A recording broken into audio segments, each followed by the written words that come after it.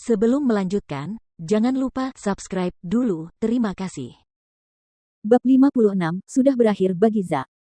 Jordan menatapnya dan bertanya, "Kamu dikirim oleh Zack Smith, bukan?" Pemuda itu langsung menjadi bingung, dan tatapannya berubah. Namun, dia menyangkal, "Siapa Zack Smith? Aku tidak mengenalnya." Bahasa Indonesia. Meski lelaki itu menyangkalnya, Jordan sudah yakin bahwa dirinya diutus oleh Zack.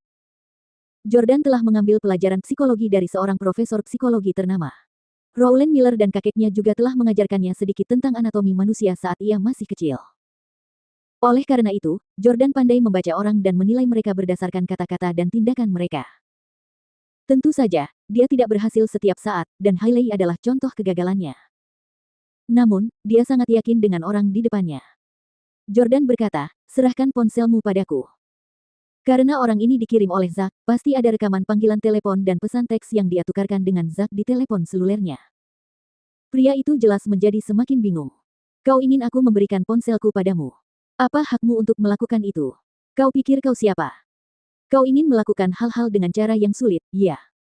Jordan siap bangkit dan memberinya pelajaran. Namun, Victoria berkata, "Tuan Stelle, biarkan saya yang melakukannya." Jordan terkejut karena meskipun pemuda di hadapannya lemah dan kurus, Victoria tetap saja seorang wanita. Dia berpendapat bahwa tidak akan mudah bagi seorang wanita untuk menaklukkan seorang pria. Melihat Victoria berjalan mendekat, pemuda itu mengamati wajah cantik dan bentuk tubuhnya yang mengagumkan. Dengan mata berbinar, dia berkata, cek, wanita yang cantik sekali. Dia 10 kali lebih baik daripada pelacur yang aku sewa seharga $100 kemarin. Ayolah, sayang, ponselku ada di sini. Ambil saja kalau kau bisa." Sebelum pria itu bisa menyelesaikan apa yang dikatakannya, Victoria segera mengulurkan tangan dan menekankan tangannya ke meja makan. Wah! Jordan terkejut karena dia tidak menyangka Victoria juga terampil dalam pertempuran. Dia jauh lebih kuat daripada kebanyakan gadis, dan akan mudah baginya untuk berurusan dengan pria yang secara fisik lebih lemah. Victoria memegang kendali tangan pria itu, dan setelah membuka kunci telepon selulernya dengan sidik jarinya, dia melemparkan telepon seluler itu ke Jordan. Pemuda itu marah sekali. "Seorang wanita benar-benar merampas ponselku dengan begitu mudahnya. Itu membuatnya merasa sangat malu. Wanita jalang, beraninya kau merampas ponselku. Aku akan membunuhmu." Pemuda itu panik dan melompat ke arah Victoria. Namun, saat itu, Jordan sudah bangun dan siap menyelamatkan Victoria.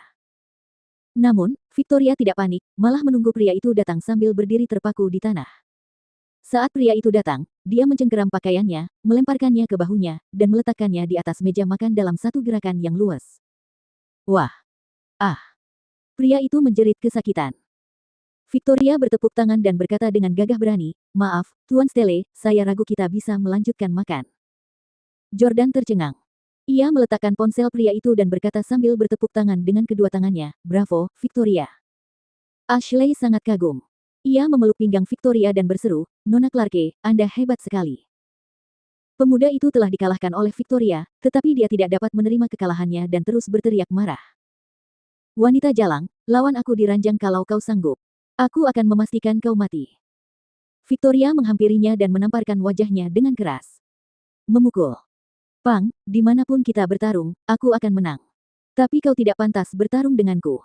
Hanya orang yang benar-benar kuat yang pantas bertarung denganku." Ketika dia mengucapkan kalimat terakhir, Victoria mengalihkan pandangannya ke Jordan. Victoria adalah sosok elit di kalangan wanita, dan Jordan juga pandai bela diri. Namun, Jordan agak canggung, jadi ia mengambil telepon seluler pemuda itu dan mulai memeriksanya. Victoria berpikir dalam hati, selama 3 tahun terakhir, Jordan tidak pernah berhubungan intim dengan Hailey Camden, jadi mungkin sekarang dia hanya menyukai gadis-gadis yang belum dewasa dan polos. Semua ini salah Hailey Camden. Kalau cewek jalang itu sering berhubungan intim dengannya selama 3 tahun terakhir, dia mungkin sudah muak dengan cewek lemah dan rapuh seperti dia sekarang. Dia pasti senang sekali bertemu wanita sepertiku. Victoria sengaja menunjukkan kemampuan bertarungnya kepada Jordan hari ini karena dia ingin memberitahu bahwa seperti Jordan, dia juga bisa bertarung dan akan senang untuk bertarung dengannya kapanpun dia mau. Jordan memeriksa telepon seluler pemuda itu untuk memverifikasi bahwa dia benar-benar telah merekam percakapannya dengan Zack melalui pesan teks, yang mencakup rencana mereka untuk mengganti mikrofon dan menciptakan kekacauan di restoran. Jordan segera mengirim Zack permintaan panggilan video menggunakan telepon pemuda itu. Zack menjawab segera setelahnya. "Sudah lama tak berjumpa, Tuan Smith." Jordan berkata kepada Zack melalui panggilan telepon. Zack terdiam karena terkejut sesaat sebelum bertanya, siapa kamu? Kenapa kamu menggunakan telepon Sam? Jordan tersenyum dan berkata, Tuan Smith, Anda benar-benar pelupa. Beberapa hari yang lalu, Anda mengatakan akan menghentikan semua cara agar saya bisa bertahan hidup di Orlando, dan sekarang Anda mengatakan bahwa Anda tidak mengenali saya. Zack langsung berseru kaget, kau menantu camden yang tidak berguna. Kenapa kau punya ponsel Sam? Apa sebenarnya yang kau inginkan? Jordan berkata, kamu mengirim orang untuk membuat masalah di restoranku. Seharusnya aku yang bertanya, apa yang kamu inginkan? Apa? Kaulah yang membeli Cloud Cafeteria. Zack langsung panik. Ia heran mengapa saingannya tiba-tiba menjual semua restoran itu, kepada siapa ia menjualnya, dan apa yang hendak dilakukan si pembeli dengan restoran-restoran itu. Jika tujuannya adalah menghasilkan uang dari menjalankan restoran, tidaklah tepat untuk membayar harga setinggi itu pada restoran yang masih dikelola orang lain. Zack menduga bahwa pembeli itu sangat bersemangat untuk mencapai beberapa prestasi penting dalam industri restoran di Orlando. Sekarang Zack tahu alasannya. Zack berkata dengan sangat tegas, kau ingin membalas dendam padaku, ya. Pang, aku tidak tahu bagaimana kau mendapatkan uang untuk membeli begitu banyak restoran, tetapi aku telah berkecimpung di industri restoran selama puluhan tahun. Sama sekali tidak mungkin kau bisa melampauiku. Jordan berkata, baiklah, mari kita lihat apa yang terjadi. Jordan menutup panggilan video, menjilati pemuda itu, dan langsung menelepon Pablo. Karena kamu menggunakan taktik curang, jangan salahkan aku jika membayarmu kembali dengan koinmu sendiri. Tuan Jordan, jawab Pablo dengan penuh semangat. Jordan memberi instruksi, kirim bawahanmu ke restoran Sunni untuk makan dan buat masalah untuk mereka. Roger. Pablo segera mengerti apa yang ingin dilakukan Jordan. 20 menit kemudian. Lebih dari 100 pakar Asia Tenggara tiba di luar restoran Sunni. Bos, ada tamu. Banyak sekali, dan semuanya dari luar negeri. Sopir Zack bergegas ke arahnya dengan bersemangat. Hampir tidak ada seorang pun di luar dan di dalam Sunni Restaurant hari ini karena semua penggemar telah memutuskan untuk mengunjungi Cloud Cafeteria. Namun, saat mendengar bahwa ada banyak pelanggan di luar, Zack langsung bersemangat. Hahaha, suruh para koki lebih memperhatikan saat memasak. Ayo kita layani mereka dengan baik. Zack menuntut sikap pelayanan terbaik dari stafnya. Namun, 1 jam kemudian, sekitar 100-an pelanggan Asia Tenggara tergeletak di meja dan mulutnya berbusa. Apa yang terjadi? Mungkinkah itu keracunan makanan? Tolong hentikan. Jika salah satu dari mereka meninggal di sini, aku harus menutup restoranku. Mereka semua orang asing juga.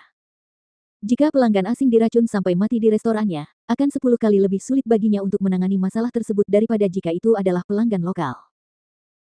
Ketika Jordan dan Victoria keluar dari Cloud Cafeteria, mereka kebetulan melihat beberapa ambulans di luar Sunni Restaurant saat staf membawa pelanggan yang keracunan keluar dengan tandu, satu persatu. Jordan berkata dengan acuh tak acuh, sudah berakhir untuk restoran Sunni.